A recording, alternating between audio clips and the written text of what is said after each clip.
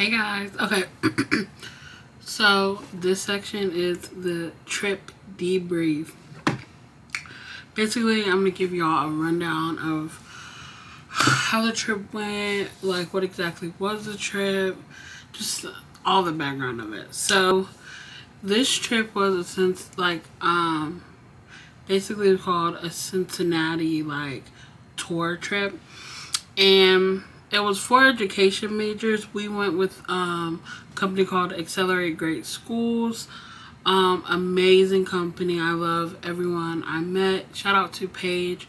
Paige literally made that whole trip happen.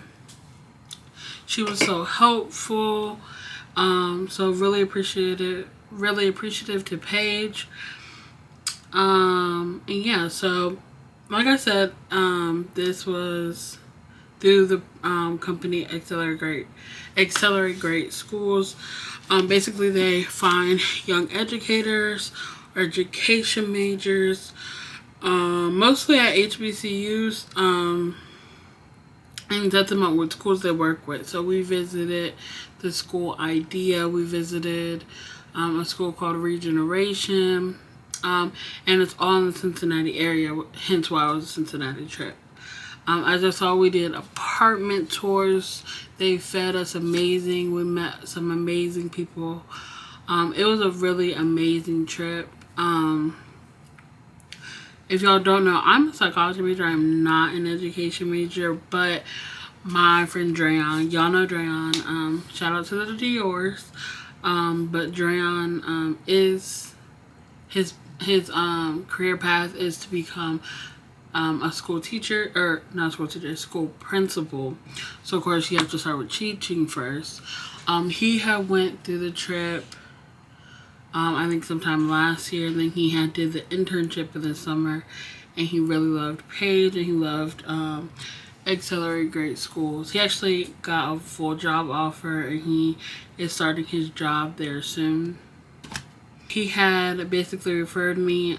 At first, I wasn't gonna go because I missed a whole week of classes, whole week of work. So at work I have to get all of that like covered. Class, hard to miss, but I ended up going, and it was such a great trip. Like as you saw, we went to so many different places. We met so many different people. I will say, one negative I have is that we didn't have like any downtime to change. We had to be up. We had to, like, most of the time we had to be up at like 7 in the morning. We were out to like 8 p.m. Like pretty exhausting. A pretty fast-paced trip, but it was so great. Every day was jammed packed. So the food was great. Like they just kept feeding us to the point where like it was like, girl, I'm just going to these restaurants ordering because I'm supposed to. Not even hungry. I'm like, everybody on the trip, all the people I met were so great. Specifically Lakita and Ty, Anna. They go to my school, so shout out to y'all. So let's kind of break down day by day. So as you saw, the first day, Chris took me to the hotel. The hotel was so great, y'all. The hotel was 10 out of 10. 10 out of 10. That shower was amazing. I never want to leave it. Then we have the dinner. The dinner was cool. I will say when we went and visited apartments, nobody was a fan of the apartments for real, because there was an apartment with roaches.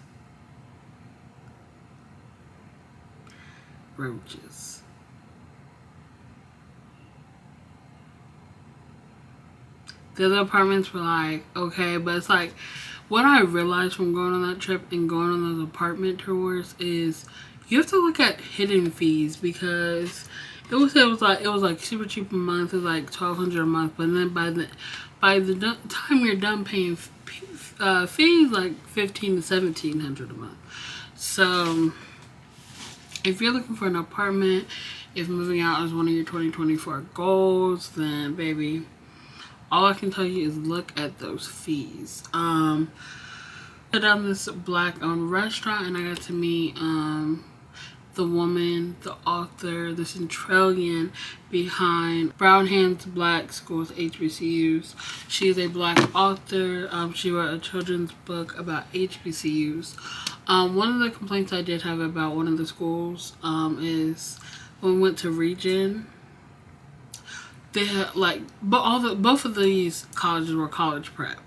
So we went to these schools, y'all, and like idea was so, it was college prep, but there was so much culture, and it was just like everything felt very authentic and natural, and just like we're trying to genuinely promote inclusivity because our children are black and brown.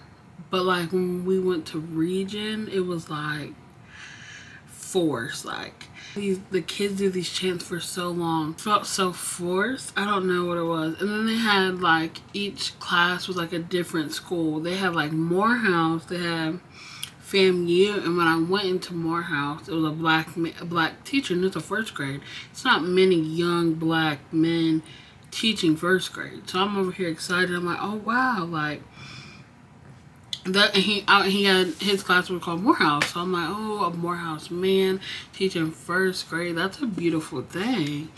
But then we had the teacher panel. We're asking these questions, and we had the student panel first where we talked to the students, and it felt like when we talked to the students, they were conditioned, or like they like rehearsed their answers to certain questions. Like it was just some things that just felt forced, and that's what the whole school felt, was like forced to me. But anyway, so we're talking to the kids at Region, and they're like, you know, like I said, they're saying things that feel very forced. And it's just like each kid, and then after the student panel, we had the teacher panel. And then the teachers too, they kept saying like, Mrs. So-and-so is the best thing. I'm like, this girl must have everybody under mind control, because now one person that has came in this room and spoke to us has not spoke super highly of her. And she was cool, but like they spoke so highly of her. I'm like, this girl got it going on. But we're talking to the students, and like I said, they had Morehouse and FAMU, which are what? HBCUs. We had said HBCUs, and they were like, what's an HBCU? If 2 plus 2 equals 4, if 4 plus 4 equals 8, then what the fuck is this? Like, how do you have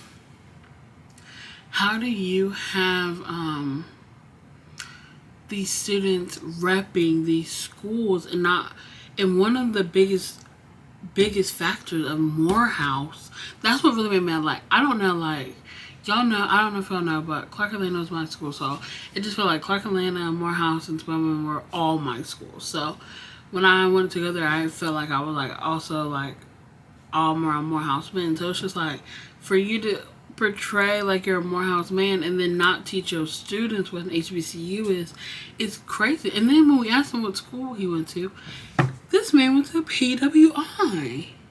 They were just waiting for a black man to come in there so they could use that Morehouse flag. This is no hate to Region.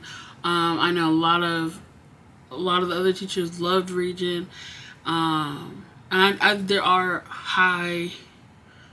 things that are highly spoken of Region, but this is just my personal experience at Region.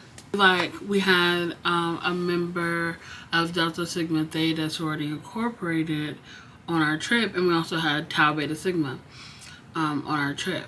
2, you know, sorority orgs, one D9 and one a band org. And the kids had asked us what a sorority was.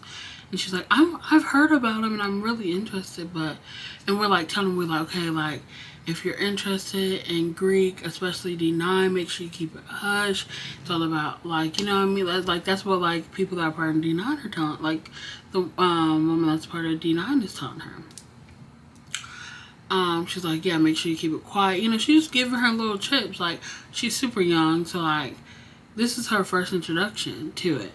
And it just like, we looked around, I looked around at them in a strange face, and it just like gave that they didn't want us to inform them. But it was just like they didn't want us to inform them of these things without like it being kind of flushed out, because what we learned is their curriculum is literally like word for word, bar for bar. Like, they have a script to go off of, a whole script.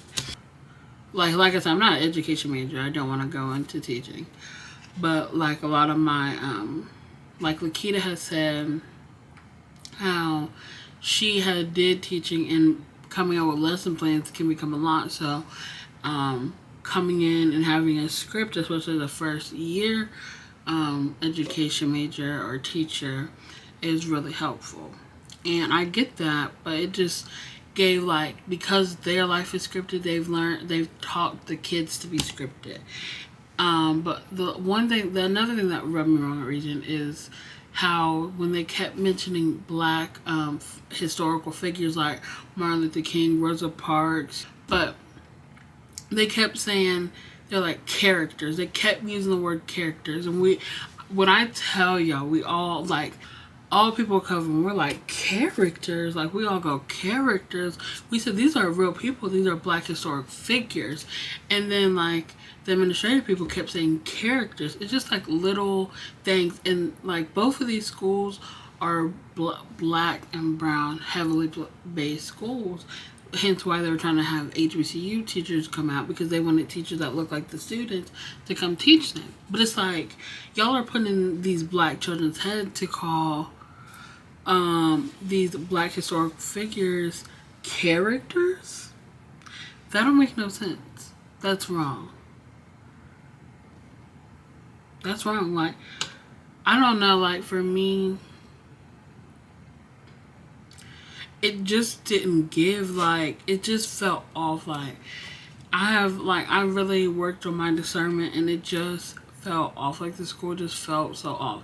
Now, we went to IDEA first, and IDEA could have definitely convinced me to go into education. Like, I don't know what it was about IDEA, but I loved it. We went to two locations, but we only visited like throughout the school one.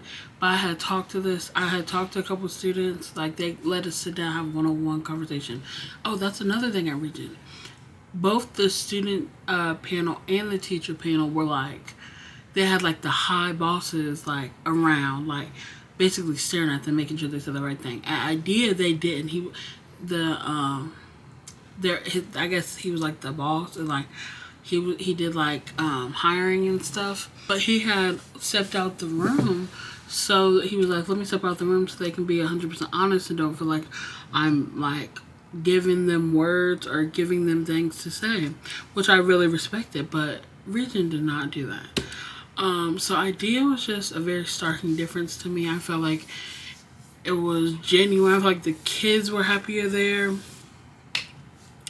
I just felt overall really happy with IDEA. Like I said, we got to talk to kids. I talked to this one little girl. She literally just was like, impressed me so much. She was talking about how she really loved STEM and engineering, and I was just like that little girl was gonna be something so amazing when she grows up. Like, if y'all like, I'm a psychology major, and I originally wanted to be a child psychologist. So children have a very